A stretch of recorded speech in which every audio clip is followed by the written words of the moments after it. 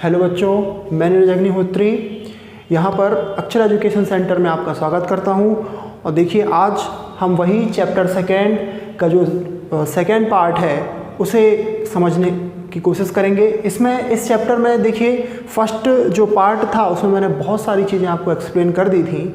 अब जो रह गया है हमारा सेकेंड पार्ट, जिसमें हम जो बची हुई चीज़ें हैं उनको समझने की कोशिश करते हैं। तो चलिए स्टार्ट करें हम। देखिए, अब जो रह गया है वो है सेपरेशन मेथड्स, है ना। सेपरेशन मेथड्स क्या होती हैं ये हमें समझना बहुत इंपॉर्टेंट है। ये बहुत इंपॉर्टेंट टॉपिक है, अभी के लिए नहीं, फ्यूचर के लिए भी बहुत इंपॉर्टेंट टॉपिक है ये। तो स्टार्ट करते हैं हम। यहाँ पर मैंने पहले ही आज जो है ये सेपरेशन मेथड्स लिख कर रखी हुई हैं, जिससे कि आपको कन्फ्यूज़न ना हो या हमारा टाइम ज़्यादा कंज्यूम ना हो। तो इस वजह से मैंने पहले ही लिख के रखी हैं। तो एक बात का और आपको ध्यान रखना है कि जैसा कि मैं पिछले वीडियोस में भी करता रहा हूँ कि क्वेश्चन आपसे पूछता हूँ और आपसे बोलता हूँ कि कमेंट में ही आपको आंसर करना है, तो इस बार भी पिछले बार के जैसे मैं आपके जो क्वेश्चंस लूँगा आपसे वो कमेंट के थ्रू ही लूँगा। यानी कि मैं खुद भी क्वेश्चंस जो है वो कमेंट में लिखूँगा और आपको आंसर्स भी उस कमेंट बॉक्स में ही करना है। और यदि आपको अच्छा लग रहा है ये वीडियो तो खुद भी समझें, और आपके जो 9th क्लास के और ऐसे स्टूडेंट हैं जो कि शायद ग्रुप में अपने नहीं जुड़े हैं या उनको समझ में अच्छे से आ जाएगा तो उन्हें भी आप शेयर कर सकते हैं। चलें, तो अपन स्टार्ट कर सकते हैं। अब देखिएगा, पहली सेपरेशन मेथड मैंने लिखी एवेपोरेशन, है ना। तो सेपरेशन मेथड क्या होती है पहले तो हम ये समझ लें, फिर बाद में हम इनकी बात करेंगे। तो सेपरेशन मेथड में एक वर्ड छुपा हुआ है, सेपरेट। सेपरेट का मतलब होता है अलग करना, ठीक है ना। सिंपल सा मीनिंग है भाई, सेपरेट का मतलब अलग करना। अब अलग किसको करना है? तो अलग हम उसी को करेंगे जो मिक्सचर में मिक्स्ड होगा। बिना मिक्सचर के, मतलब हमारे पास एक प्योर सब्सटेंस है, हम उसमें से कुछ भी कहना चाहिए सेपरेट नहीं कर सकते। तो यहाँ पर सेपरेशन के लिए हमारे पास एक मिक्सचर होगा। अब वो मिक्सचर कैसा भी हो सकता है, वो होमोजीनियस भी हो सकता है, वो हिट्रोजीनियस भी हो सकता है ना। वो कोलॉइड भी हो सकता है, वो सस्पेंशन भी हो सकता है, वो सॉल्यूशन भी हो सकता है, ठीक है। तो इस बात का हमें अच्छे से ध्यान रखना है, ये हम पहले समझ चुके हैं। चलिए आ जाते हैं हम अपनी पहली सेपरेशन मेथड में, जिसका नाम है एवेपोरेशन। अब एवेपोरेशन में हमें ये ध्यान देना है कि एवेपोरेशन की जो मेथड है ये सॉलिड्स को सेपरेट करने के लिए होती है। अब कैसे सॉलिड्स को सेपरेट करने के लिए होती है, इस बात का ध्यान रखें। पिछले क्लास में मैंने आपको बताया था कि जो सॉल्यूशन बनता है वो सॉल्वेंट और सॉल्यूट से मिलकर बनता है, ठीक है ना। अब यहाँ पर जो हमारा सॉल्वेंट है वो मैक्सिमम वाला पार्ट है, मतलब जिसको हम वाटर बोल सकते हैं, और सॉल्यूट जो है वो सॉलिड होगा, जिसको हम या तो शुगर बोल सकते हैं या तो सॉल्ट बोल सकते हैं। तो हमारे पास कोई ऐसा सॉल्यूशन है, हमारे पास कोई ऐसा मिक्सचर है जिसमें जो सॉल्यूट है वो एक सॉलिड सब्सटेंस है। तो हम क्या करेंगे कि भाई वाटर को हमने किया बॉयल, वाटर को बॉयल करने पर या जो सॉल्वेंट है, जो लिक्विड फॉर्म है, उसको बॉयल करने पर जो उसमें मिक्स्ड जो सॉलिड पार्टिकल्स हैं, है ना, वो बचे रह जाते हैं, और जो लिक्विड है या वाटर है वो एवेपोरेट होकर वेपर्स के फॉर्म में बाहर निकल जाता है। तो ये जो सेपरेशन टेक्निक है ये एवेपोरेशन है, जिसमें हम सॉलिड जो सॉल्यूट होता है उसे अलग करने के लिए इस टेक्निक का यूज़ करते हैं। अभी तो फिलहाल ये टेक्निक इतनी ज़्यादा यूज़ नहीं होती है, लेकिन हाँ ये सेपरेशन टेक्निक है जिसमें हम एक ऐसे मिक्सचर में से चीज़ों को सेपरेट करते हैं जिसमें सॉल्यूट सॉलिड हो और सॉल्वेंट जो है वो लिक्विड फॉर्म में हो। इस चीज़ का ध्यान रखिएगा, ठीक है। तो ये टेक्निक हो गई। सेकंड आते हैं हम सेंट्रीफ्यूगेशन में। देखिए, सेंट्रीफ्यूगेशन टेक्निक मैं आपको एक बार एक्सप्लेन कर चुका हूँ, लेकिन फिर से हम अच्छे से समझ लेते हैं। सेंट्रीफ्यूगेशन टेक्निक्स जो है वो नॉर्मली यदि हम देखें तो जो कोलाइडल मिक्सचर्स होते हैं, जो कोलाइडल सॉल्यूशंस होते हैं, या जो ऐसे सॉल्यूशन है जिसमें पार्टिकल्स बहुत छोटे हैं, मतलब सॉल्यूशन के पार्टिकल्स से तो बड़े हैं लेकिन सस्पेंशन के पार्टिकल्स से बहुत छोटे हैं, दैट मीन्स कि हम कोलॉइड की बात कर रहे हैं यहाँ पर। तो ऐसे जो मिक्सचर्स होते हैं उनमें हमें इन छोटे से पार्टिकल्स को अलग करने के लिए जो है ये सेंट्रीफ्यूगेशन टेक्निक का यूज़ करना पड़ता है। हम इन पार्टिकल्स को सिंपल फिल्ट्रेशन की मेथड से अलग नहीं कर पाते, क्योंकि ये पार्टिकल्स इतने छोटे होते हैं कि उस फिल्टर पेपर से भी वो बाहर निकल जाते हैं सॉल्यूट के साथ, तो हम फिर उनको अलग कैसे कर पाएंगे, है ना। तो यहाँ पर जो टेक्निक यूज़ की जाती है वो होती है सेंट्रीफ्यूगेशन। अब सेंट्रीफ्यूगेशन की जो टेक्निक है वो मैंने आपको पहले भी समझाया है कि गांव वगैरह में आपने देखा होगा कि एक बांस का डंडा जो है उसको डाल दिया गया दूध में और उसको फिर जो है घुमाया जाता है रस्सी से, उसके बीच में रस्सी बांध दी जाती है और उसको घुमाया जाता है दोनों तरफ से। तो उससे क्या होता है, उसके घूमने से जो है उस मिल्क में जो क्रीम के पार्टिकल्स है, जो क्रीम के पार्टिकल्स होते हैं वो दूध में ऊपर की तरफ आ जाते हैं, है ना। तो ये एक जो टेक्निक है ये सेंट्रीफ्यूगेशन टेक्निक है। अब ये सेंट्रीफ्यूगेशन टेक्निक में होता क्या है, तो सेंट्रीफ्यूगेशन टेक्निक में जो सॉल्यूट के पार्टिकल्स हैं, मतलब सॉलिड पार्टिकल्स ही होते हैं वो, तो वो पार्टिकल्स जो हैं वो हल्के होने के कारण जो है वो जो घूमने वाला जो एक जिसमें मैं डंडे की बात कर रहा हूँ उसके चारों तरफ जमा होने लगते हैं, ऊपर की तरफ उठकर उसके चारों तरफ जमा होने लगते हैं। मैं एक डायग्राम के थ्रू आपको ये चीज़ बता दे रहा हूँ। मान लीजिए ये कोई बहुत बड़ा सा बर्तन है और इसमें भाई मिल्क ये फिल्ड है, या ऐसा कोई मिक्सचर फिल्ड है जो सेंट्रीफ्यूगेशन टेक्निक से जो है सेपरेशन उसमें किया जा सकता है। अब यहाँ पर इसमें ये जो एक रॉड लगा दी गई है और इस रॉड को घुमाया जा रहा है किसी मशीन से, या मान लीजिए कि रोप से, रस्सी के द्वारा से घुमाया जा रहा है। अब जब ये घूमता है ना, जब ये घूमता है तो यहाँ के जो छोटे छोटे पार्टिकल्स हैं ये अपने आप मूव होकर जो है ऊपर जमने लगते हैं। ये छोटे छोटे पार्टिकल्स इसके अंदर जो मिक्स्ड हैं वो अपने आप ऊपर आकर जमने लगते हैं, इसके चारों तरफ जमने लगते हैं, है ना। अब ये पार्टिकल्स इतने हल्के होते हैं कि अपने आप जब ये टेक्निक यूज़ की जाती है तो अपने आप जो है वो तली से जो नीचे का बेस है इस बर्तन का, इससे उठकर ऊपर आ जाते हैं और ऊपर उस ये जो आपको ये रॉड दिख रही है ना, सेंटर जिसको अपन बोल सकते हैं, वहाँ पर आकर उसके चारों तरफ जमने लगते हैं। तो इस मेथड के थ्रू हम बहुत छोटे छोटे पार्टिकल्स को एक सॉल्वेंट से अलग कर सकते हैं। ठीक, फिर आगे बढ़ते हैं हम। सेकेंड मेथड हमारी जो है सेंट्रीफ्यूगेशन। अब देखिएगा सेपरेशन बाय फनल, ये मेथड थोड़ा सा जो है अच्छे से समझ लें आप। देखिए सेपरेशन बाय फनल जो है ये किन लिक्विड्स के लिए या किन सॉल्यूशंस के लिए, मिक्सचर्स के लिए यूज़ की जाती है, तो इम्मिसिबल सॉल्यूशंस के लिए।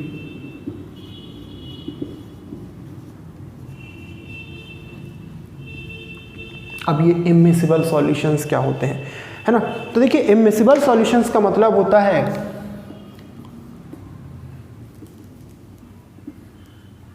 विच नॉट मिक्स्ड, मतलब ऐसे दो हमने सब्सटेंसेस लिए हैं जो कि दोनों लिक्विड फॉर्म में है।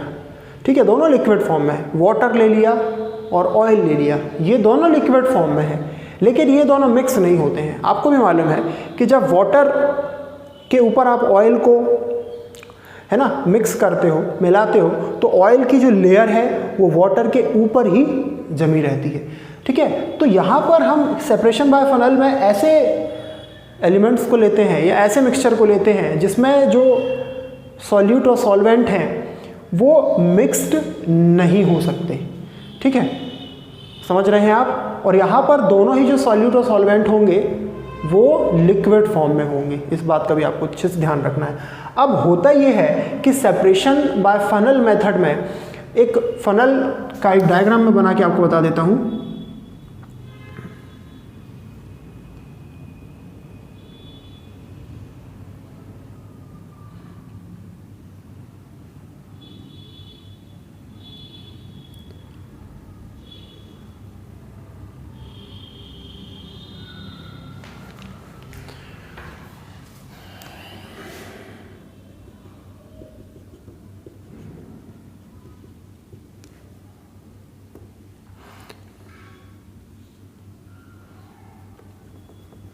देखिए ये एक फनल है। अब इस फनल में आप देख रहे हैं मैंने रेड लाइंस भी ड्रॉ की हैं और ब्लू लाइंस भी ड्रॉ की हैं। मान लीजिए कि ये जो ब्लू लाइंस हैं ये ऑयल को शो कर रही हैं और ये जो रेड लाइंस हैं ये वाटर को शो कर रही हैं। अब हमें जो है ऑयल को वाटर से अलग करना है ना। तो हम क्या करेंगे, यहाँ पर आपको एक ये नॉट दिख रही है, इसको हम जो है ओपन करेंगे और ओपन करने पर क्या होगा, ये पोर्शन जो है ये ओपन होगा, खुल जाएगा ये हिस्सा और वाटर धीरे धीरे करके यहाँ पर रखे एक बर्तन में इकट्ठा होता जाएगा। जैसे ही हम देखते हैं कि ये जो रेड लाइन है यानी कि जो वाटर है वो लगभग एंड होने वाला है, मतलब जितना वाटर इस पर्टिकुलर सेपरेशन फनल में था है ना, यहाँ इतने हिस्से तक वो जो है अब एंड हो चुका है। वैसे ही हम इस नॉट को जो लगी हुई है उसे हम कर देते हैं ऑफ, उसे हम बंद कर देते हैं और जैसे ही हम बंद करते हैं यहाँ से वाटर जो है इस बर्तन में हम इकट्ठा हमको मिल जाता है और ऑयल जो है वो यहाँ पर बचा रह जाता है। तो इस तरीके से हमने देखा कि हमने दो मिसिबल सॉल्यूशंस में से एक को अलग कर लिया, जो कि बहुत ही नॉर्मल सी टेक्निक है, कोई बहुत कॉम्प्लेक्स टेक्निक नहीं है ना। तो ये टेक्निक जो है यहाँ तो यूज़ हमने कर ली है और भी चीज़ों में यूज़ की जाती है। होता क्या है, जो एलिमेंट्स आपने मेटल्स की बात करता हूँ, जो आयरन है, आयरन ओर होता है। आयरन जो है जैसा हमें दिखता है वैसा हमें मिलता नहीं है, उसमें बहुत सारी इम्प्योरिटीज़ मिक्स होती हैं है ना। अब ये इम्प्योरिटीज़ जो है ये हो सकता है कि जैसे कि सॉइल है ना, सॉइल फॉर्म की इम्प्योरिटी भी इसमें मिक्स होगी।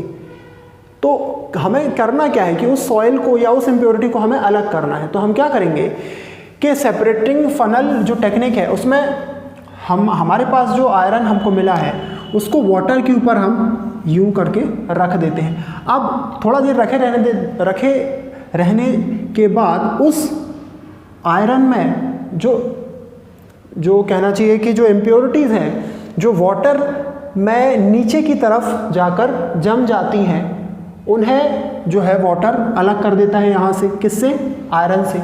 अब हम क्या करते हैं कि वो इम्प्योरिटीज़ जो वाटर में नीचे की तरफ जम गई हैं तली में, आपने देखा, मान लीजिए कि उस आयरन के छोटे से टुकड़े में मान लीजिए सैंड लगी हुई है, रेत लगी हुई है। तो अब जैसे ही हमने उसको पानी में डाला वो रेत जो है उस आयरन के एक पीस से निकल कर जो है वो तली में जम जाएगी।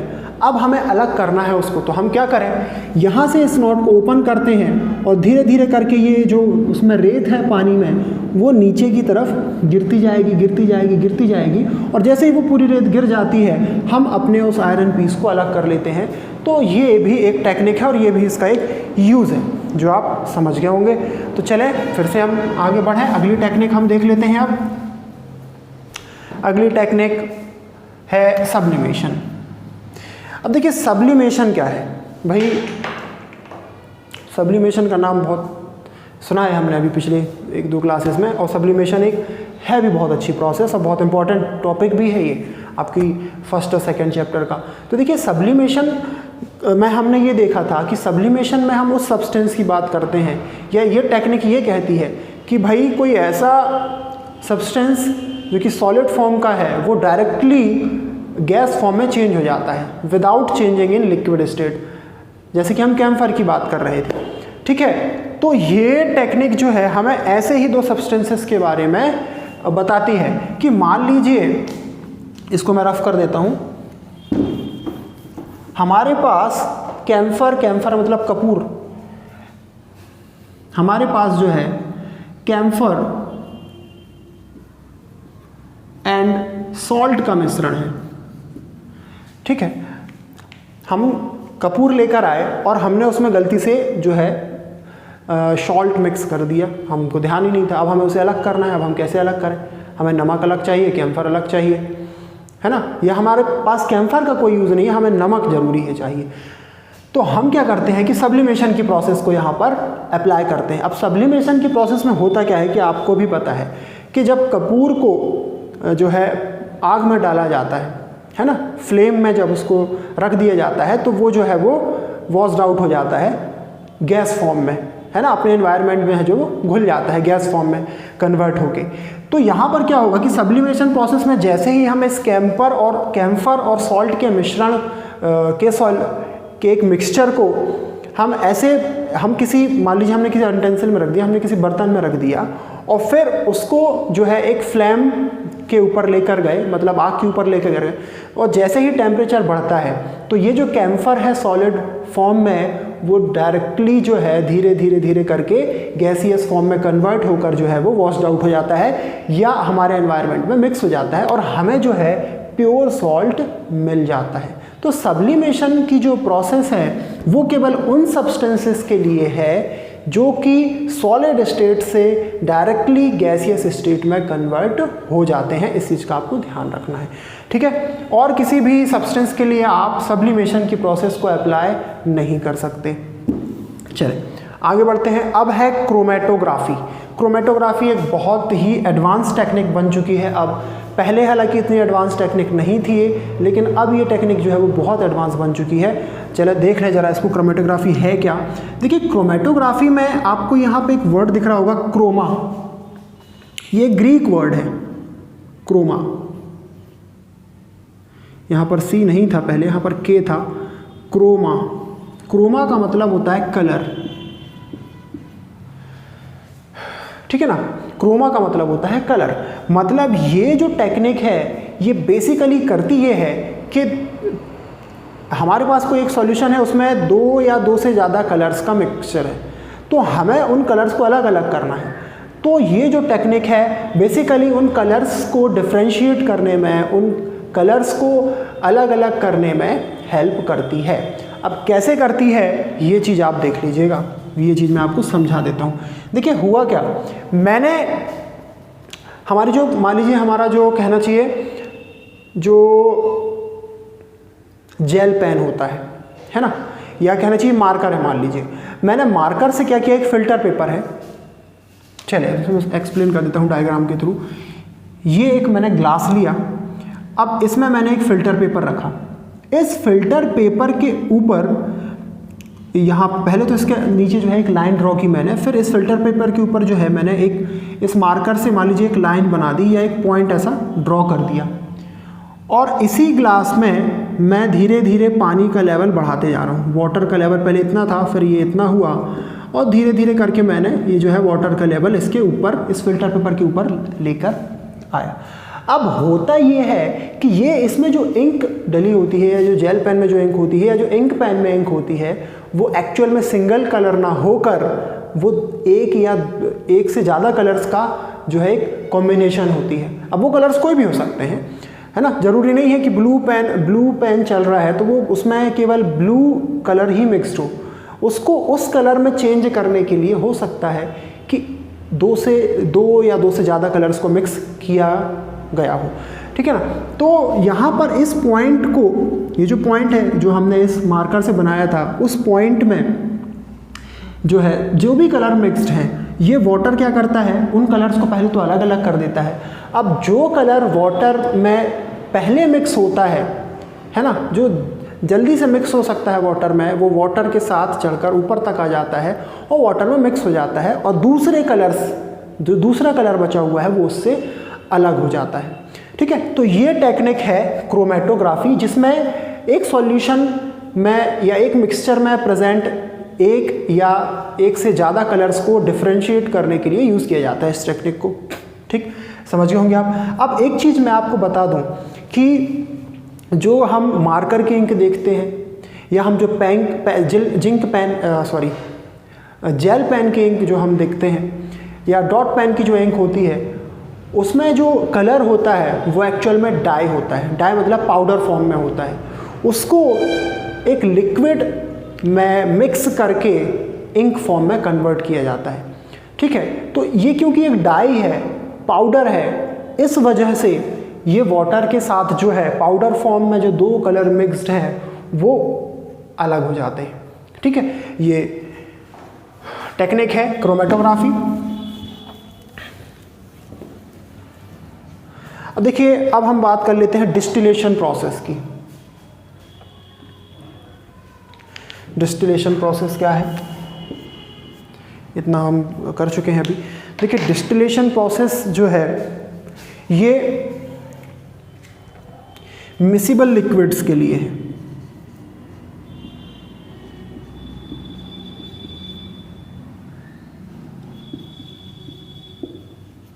अब देखिए मैंने बोला था कि इमिसिबल मतलब जो कि मिक्स नहीं होते, तो मिसिबल का क्या मतलब होगा, जो मिक्स हो जाते होंगे, है ना। तो यहाँ पर होता क्या है बेसिकली कि हमारे पास दो लिक्विड ऐसे हैं जो कि आपस में मिक्स हो जाते हैं।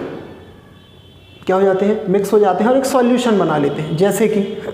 जैसे कि मैं एक एग्जांपल लूँ आपको, वाटर मैंने लिया, उसमें लेमन जूस जो है मिक्स कर दिया, अब वो मिक्स हो गए। आप बिल्कुल आप डिफ्रेंशिएट नहीं कर सकते कि कहाँ पर उस वाटर में वाटर के पार्टिकल्स हैं और कहाँ पर जो है लेमन जूस के पार्टिकल्स हैं, हम बिल्कुल डिफ्रेंशिएट नहीं कर सकते, है ना। तो यहाँ पर जो डिस्टिलेशन प्रोसेस है वो एक्चुअल में ऐसे ही सॉल्यूशन को अलग करने के लिए बनाई गई एक प्रोसेस है। लेकिन इसमें एक खासियत ये होती है, ये जो सॉल्यूशन बना होता है उसके जो पार्टिकल्स हैं, मतलब कि सॉल्यूट और जो सॉल्वेंट हैं, ठीक है, वो कुछ इस तरीके से होते हैं कि उनका जो बॉइलिंग पॉइंट होता है वो डिफरेंट होता है। मतलब मैंने दो लिक्विड्स लिए, एक मैंने लिया भाई वाटर और एक मैंने ले लिया एसिटिक एसिड ले लिया, मान लीजिए एसिटिक एसिड मान लीजिए मैंने ले लिया। इसका बॉइलिंग टेम्परेचर हमें मालूम है 373 केल्विन है और इसका शायद 353 केल्विन समथिंग ऐसा ही कुछ है, इससे ज़्यादा कम भी हो सकता है ना। तो ये दोनों के बॉइलिंग टेम्परेचर्स हैं, इसका है 373 और इसका है 353। अब डिस्टिलेशन की प्रोसेस में होता ये है कि भाई दोनों तो मिक्स हो चुके हैं, लेकिन हम एक फ्लास्क यानी कि कांच की एक बर्तन फ्लास्क है, उसमें हमने इन दोनों का मिक्सचर ले लिया। अब उस फ्लास्क को धीरे धीरे हम जब गर्म करते हैं, वार्म करते हैं उसे हम फ्लेम में, तो हम ये देखते हैं कि जैसे जैसे टेम्परेचर बढ़ता जाता है, सडनली टेम्परेचर नहीं बढ़ता है, जैसे जैसे उस फ्लास्क का टेम्परेचर बढ़ता है, जैसे जैसे उसमें प्रेजेंट सॉल्यूशन का टेम्परेचर बढ़ता है, वैसे वैसे वो जो सॉल्यूशन है वो बॉयल होना स्टार्ट होता है। और एक टेम्परेचर के बाद उसमें से जिसका बॉइलिंग पॉइंट कम है, दैट मीन्स एसिटिक एसिड का बॉइलिंग पॉइंट कम है, ये 353 केल्विन टेम्परेचर पहुंचते पहुंचते ये जो है एवेपोरेट होने लगता है, इसका वेपराइजेशन होने लगता है और ये वेपर बन के जो है ये अलग हो जाता है। और हमें जो है इस टेम्परेचर के बाद, मतलब कि 353 के बाद 355 360 समथिंग पर हमें वाटर जो है वो अलग मिल जाता है। क्यों? क्योंकि ये जो एसिटिक एसिड है वो 353 के बाद बॉयल होने के बाद जो है वेपराइज होना स्टार्ट कर देता है, वेपर बन के अलग होना स्टार्ट कर देता है। जैसे कि मैं आपको एक एग्जांपल दूं कि भाई धूप में हमने पानी रख दिया, एक मिट्टी के बर्तन में हमने पानी रख दिया, या आप किसी भी बर्तन में पानी रख दीजिए, कुछ देर बाद आप देखेंगे कि वो पानी जो है उस बर्तन से कम हो गया, है ना। तो कम कैसे हो गया भाई, किसी ने पिया तो नहीं है ना। तो हुआ ये कि उस पर्टिकुलर जो बर्तन है उसका जब टेम्परेचर 100 डिग्री सेल्सियस या 373 केल्विन से ज़्यादा होने लगता है तो जो उसमें वाटर जो है वो वेपराइज होना स्टार्ट कर देता है और वेपर बन के जो है वो वॉश्ड आउट हो जाता है, वो एनवायरनमेंट में मिक्स होने लगता है।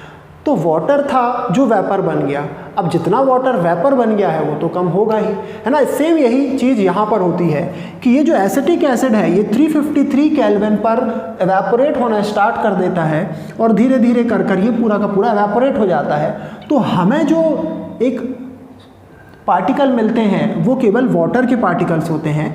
तो यही कहती है डिस्टिलेशन की मेथड कि यहाँ पर उन सब्सटेंसेस को अलग कर सकते हो जिसमें मिसिबल सब्सटेंसेस मिक्स हो, मिसिबल सॉल्यूशन हो या तो वो, ठीक है, समझ गए आप। चले आगे हम देख लेते हैं क्रिस्टलाइजेशन मेथड। अब देखिए क्रिस्टलाइजेशन मेथड में तो नाम से ही समझ में आ रहा है कि भाई ये क्रिस्टल से कुछ रिलेटेड होगी। अब देखिए क्रिस्टल्स से कैसे रिलेटेड होगी। क्रिस्टल्स आपने सॉल्ट देखा है ना, सॉल्ट में जो इतना बड़ा टाइप का क्रिस्टल फॉर्म में जो सॉल्ट आता है उसकी मैं बात कर रहा हूँ यहाँ पे। देखिए होता क्या है कि कुछ सॉल्यूशंस ऐसे होते हैं, ये एवेपोरेशन और क्रिस्टलाइजेशन लगभग सेम ही है, लेकिन ये जो क्रिस्टलाइजेशन मेथड है ये ज़्यादा अच्छी है, ये ज़्यादा एडवांस्ड है। अब क्यों है ये मैं आपको बता देता हूँ। देखिए एवेपोरेशन में क्या होता है कि हमने ये देखा कि भाई सॉलिड और एक लिक्विड सब्सटेंस है, सॉलिड है और लिक्विड है, हमने एवेपोरेट किया, टेम्परेचर बढ़ाया तो जो लिक्विड था वो एवेपोरेट हो गया, उसका वेपोराइजेशन हो गया और हमें केवल सॉलिड मिल गया। लेकिन यहाँ पर ये प्रॉब्लम थी कि उस सॉलिड में जो इम्प्योरिटी थी, उस सॉलिड में जो गंदगी लगी हुई थी वो अलग नहीं हुई, वो जो है अलग नहीं हुई। लेकिन क्रिस्टलाइजेशन में ऐसा नहीं होता। क्रिस्टलाइजेशन प्रोसेस में ये होता है कि एवेपोरेशन या वेपोराइजेशन तो हम कराते हैं, लेकिन हमारे पास वहाँ पर जो सॉल्यूट प्रेजेंट है, जो हमें मेन चाहिए है ना, हमें वहाँ पर सॉल्वेंट नहीं चाहिए, हमें जो है वहाँ पर लिक्विड नहीं चाहिए, हमें उसके क्रिस्टल्स चाहिए, उसमें जो पार्टिकल्स प्रेजेंट हैं हमें उसके क्रिस्टल्स चाहिए, तो हम उसे वेपोराइज तो करते हैं, लेकिन उस वेपोराइजेशन में होता ये है कि हम जो इम्प्योरिटीज़ हैं, जो गंदगियाँ हैं, उन्हें भी वाटर वेपर्स के साथ जो है अलग कर देते हैं। तो इस प्रोसेस में हमें जो प्योर सब्सटेंस है वो क्रिस्टल के फॉर्म में मिलते हैं। इस वजह से ये जो मेथड है इसका नाम क्रिस्टलाइजेशन है। अब आप लोगों को पता होगा कि जब सॉल्ट को प्रिपेयर किया जाता है, नमक बनाया जाता है, तो समुद्र के पानी से नमक बनाया जाता है, ठीक है ना। अब समुद्र के पानी से जब नमक बनाया जाता है तो आप लोगों ने सुना होगा कि खेतों के जैसे खेत होते हैं हमारे यहाँ, है ना, तो उन खेतों में क्यारियाँ बनी होती हैं चारों तरफ। अब यहाँ पर भी यही की जाती है, नमक की खेती की जाती है। उन क्यारियों में बड़ी बड़ी क्यारियाँ बना दी जाती हैं और उन क्यारियों में जो है पानी भर दिया जाता है, जो सी वाटर है उसको भर दिया जाता है। अब जैसे जैसे जो सी वाटर है वो इवेपोरेट होगा, वैसे वैसे जो सॉल्ट है भाई वो तो सॉलिड है, सॉल्ट जो है वो सॉलिड फॉर्म में है ना, वाटर इवेपोरेट हो जाएगा, लेकिन जो सॉल्यूट के पार्टिकल्स है, दैट मीन्स कि जो सॉल्ट के पार्टिकल्स हैं वो क्रिस्टल फॉर्म में हमें वहाँ पर बचे हुए मिल जाते हैं। तो ये जो टेक्निक है जिसमें क्रिस्टल फॉर्म मिल जाता है हमें सॉल्यूट से अलग होने के बाद, सॉल्वेंट से अलग होने के बाद, ये मेथड कहलाती है क्रिस्टलाइजेशन, ठीक है। तो ये सारी की सारी थी सेपरेशन टेक्निक्स जिसे हमने बड़े अच्छे से समझा है। अब आगे बढ़ते हैं और आगे देख लेते हैं और क्या बचा हुआ है अभी।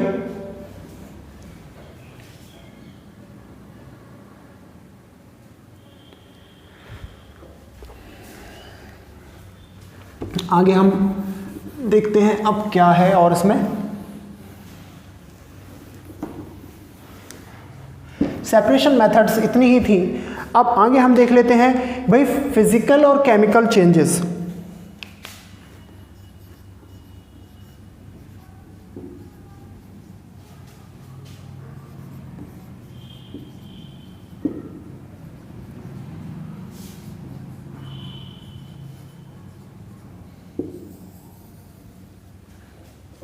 Physical and chemical changes. अब फिजिकल एंड केमिकल चेंजेस क्या होते हैं? देखिए, फिजिकल चेंजेस ऐसे चेंजेस हैं जिसमें कोई सब्सटेंस जो है, जैसे कि मान लीजिए मैंने एक चौक का टुकड़ा लिया, चौक के टुकड़े को मैंने ब्रेक कर दिया, ठीक है, मैंने ब्रेक कर दिया, उसके साइज में तो डिफरेंस आ गया है, लेकिन उसका जो कॉम्बिनेशन था उसमें कोई डिफरेंस नहीं आया है। मतलब कि हमने उसको ब्रेक कर दिया, लेकिन जो उसके पार्टिकल्स थे हम उसका कुछ नहीं कर सकते, ठीक है। तो ये फिजिकल चेंजेस है जिसमें हम साइज चेंज कर सकते हैं, शेप चेंज कर सकते हैं, लेकिन उसकी जो मेन पार्टिकल्स हैं उनमें कोई चेंज नहीं कर सकते। वो जो चेंजेस कहलाते हैं वो फिजिकल चेंजेस कहलाते हैं। हमने मेन प्रॉपर्टीज़ में कोई चेंज नहीं किया, हमने केवल उसका साइज और शेप चेंज किया है, बस, उसके अलावा और कुछ भी चेंज नहीं हुआ। तो ये फिजिकल चेंजेस हैं। जबकि केमिकल चेंजेस वो चेंजेस होते हैं जिसमें कि डायरेक्टली एक सब्सटेंस की जो केमिकल प्रॉपर्टीज़ हैं वो ही चेंज हो जाती हैं। अब कैसे चेंज हो जाती हैं भाई? तो देखें, सिंपल से एग्जांपल से अपन ले लेते हैं कि हमने वाटर लिया, वाटर में हमने भाई वही सॉल्ट, शुगर, लेमन मिक्स किया। अब बताएं आप, अब उस वाटर में इतनी सारी चीज़ें जब हमने मिक्स कर दी तो उसकी जो केमिकल प्रॉपर्टी थी वाटर की वो तो चेंज हो गई। उसमें सॉल्ट भी मिक्स हो गया, उसमें शुगर भी मिक्स हो गई। मतलब वो जो वाटर था वो पूरा का पूरा जो है वो एक कहना चाहिए न्यूट्रल फ्लेवर होता है वाटर का, ना तो मीठा होता है, ना तो कड़वा होता है, ना तो खट्टा होता है, न्यूट्रल फ्लेवर होता है, ठीक है। लेकिन हमने उसमें कुछ चीज़ें मिक्स की और उसकी केमिकल प्रॉपर्टीज़ बदल दी। अब वो जो है वो एक अलग ही टेस्ट में जो है हमें समझ में आ रहा है ना। तो ऐसे चेंजेस जिसमें सारी की सारी प्रॉपर्टीज़, केमिकल प्रॉपर्टीज़ की हम बात कर रहे हैं, चेंज हो जाती हैं एक सॉल्यूशन की, उन चेंजेस को हम केमिकल चेंज कह सकते हैं। और फिजिकल चेंजेस जिसमें शेप और साइज में चेंज होता है लेकिन उसकी जो मेन केमिकल प्रॉपर्टीज़ हैं उनमें कोई चेंजेस हमें देखने को नहीं मिलते, वो फिजिकल चेंजेस कहलाते हैं। तो केमिकल और फिजिकल चेंजेस तो फिलहाल इतने ही हैं। अब जो है हम एलिमेंट्स के बारे में बात कर लेते हैं। एलिमेंट्स क्या होते हैं?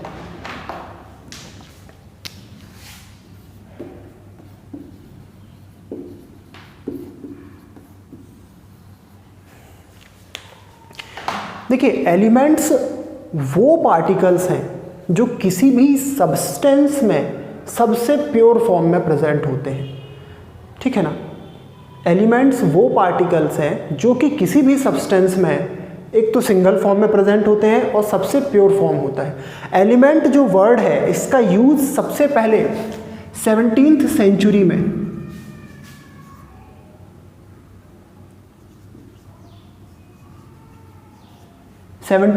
में किया, ठीक है। और फिर कोई एंटोइनो लॉरेंट करके साइंटिस्ट हैं, उन्होंने किया था, एंटोइनो लॉरेंट करके हैं। और एक और साइंटिस्ट हुए लेवॉइजर, जिन्होंने 18th सेंचुरी में ये जो एलिमेंट्स होते हैं इनके ऊपर जो है रिसर्च करनी स्टार्ट की। 17th सेंचुरी में एंटोनियो लॉरेंट जो थे उन्होंने इस एलिमेंट वर्ड का जो है यूज़ किया, और 18th सेंचुरी में लेवॉइजर जो साइंटिस्ट थे उन्होंने जो है एलिमेंट्स पर रिसर्च करना स्टार्ट की और अलग अलग एलिमेंट्स के बारे में उन्होंने जो है अपने व्यूज़ रखे कि एलिमेंट्स होते क्या हैं, ठीक है। अब इसके बाद हमें पता चलता है कि भाई एलिमेंट्स के कुछ टाइप्स होते हैं, ठीक है। एलिमेंट के क्या टाइप्स होते हैं ज़रा ये देख लें। तो एलिमेंट्स में जो है हमें जो चीज़ें देखने को मिलती हैं मेन तो है भाई मेटल एंड नॉन मेटल, जिन्हें हमें पढ़ना है, जिनकी प्रॉपर्टीज हमें पढ़ना है, ठीक है। मेटल्स और नॉन मेटल्स। अब मेटल्स और नॉन मेटल्स की बात हम कर लेते हैं। तो मेटल्स मतलब के कुछ प्रॉपर्टीज़ को शो करते हैं ये। अब ये किन प्रॉपर्टीज़ को शो करते हैं तो चले देख लें।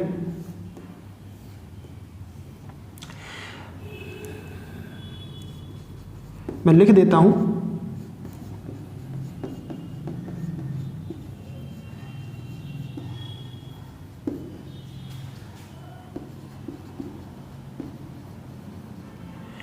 देखिए, मेटल्स जो है वो लस्टर, यानी कि मेटल्स में जो है वो साइन होती है, साइन चमक होती है ना। अब ये जो साइन है ये ग्रेश भी हो सकती है, गोल्डिश भी हो सकती है, सिल्वरी भी हो सकती है ना। तो जो मेटल्स होते हैं उनमें लस्टर होता है, मतलब साइन होती है।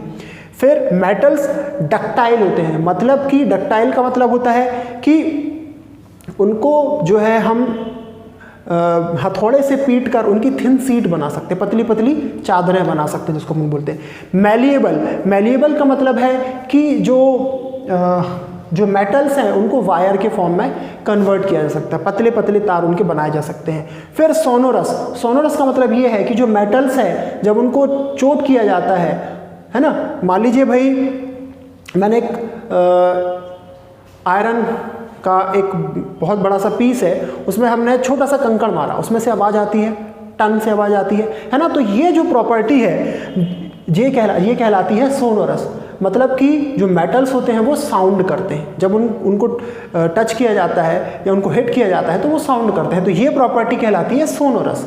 अब मेटल्स क्या क्या होते हैं, तो मेटल्स के कुछ एग्जांपल्स मैं लिख देता हूँ कि भाई मेटल्स जैसे कि आयरन है, फिर आयरन के बाद सिल्वर है, सिल्वर के बाद गोल्ड है, ये सब जो है वो मेटल्स में आते हैं। फिर नॉन मेटल्स की हम बात करते हैं तो नॉन मेटल्स में इनमें से कोई भी प्रॉपर्टी जो है वो प्रेजेंट नहीं होती। और एक बात मैं और आपको बता दूं कि जो मेटल्स होते हैं वो हीट और इलेक्ट्रिसिटी के कंडक्टर होते हैं, मतलब मेटल्स में हीट और इलेक्ट्रिसिटी दोनों कंडक्ट आसानी से हो जाती है। जैसे कि copper wire, aluminium wire, silver wire, है ना, ये सब मेटल्स हैं। तो मतलब कि जो मेटल होते हैं वो इलेक्ट्रिसिटी और हीट के कंडक्टर होते हैं, जबकि नॉन मेटल्स में ना ये प्रॉपर्टीज़ होती हैं और ना ही जो है वो हीट या कहना चाहिए इलेक्ट्रिसिटी के कंडक्टर होते हैं, एक या दो को छोड़ दिया जाए तो। ठीक है, तो ये थे एलिमेंट्स और ये है मेटल्स और नॉन मेटल्स, जिनको हम अगली क्लासेस में और अच्छे से समझेंगे।